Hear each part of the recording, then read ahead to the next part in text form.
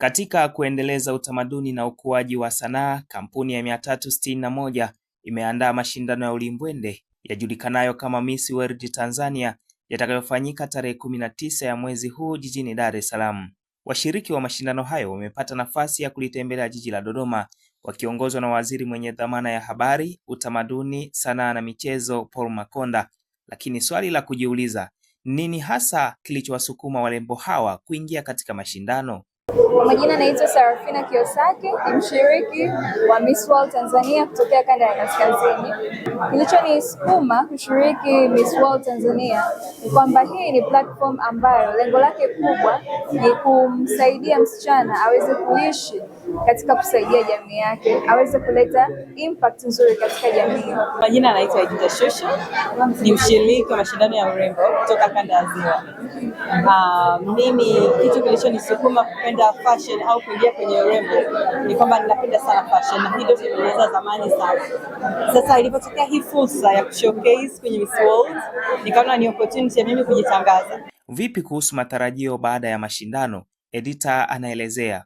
Mtazamo wangu au ndoto yangu nyingine katika hili shindano sio kushinda taji, bali ni kubadili msimamo wa watu, kwamba haya ya mashindano yanayofanyika tunaweza tukayatumia kumotivate na kubadili jamii.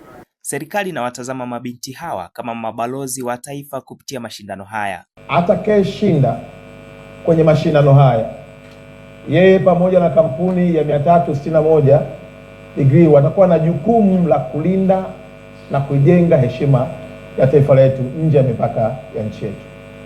Na mfahamu ndugu zanguni, taifa huwa linaharibika tu kupitia maeneo makubwa matatu. Linaharibika kupitia utamaduni, linaharibika kupitia michezo, na linaweza kuharibika kupitia habari. Kwa vile jamii inaonekana kuwa na mtazamo hasi wa mashindano ya warembo, nini kifanyike ili kubadili mtazamo huo? Kazi kubwa tunao serikali ni kuendelea kutoa elimu. Kazi kubwa zaidi iliyopo kwa mamisi ni kutokuwaonyesha wanaowabeza kwamba walikuwa wako sahihi. Pale wanaposema kwamba mamisi ni wahuni, kama mamisi wenyewe wakiamua kutokuwa wahuni, tayari hiyo ni elimu kubwa mno itakaorejea kwa wananchi wa kwamba kumbe ni keria kama keria zingine.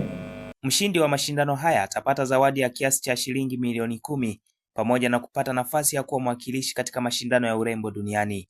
Mimi ni Yohana Mashauri na hii ni Open Online Media.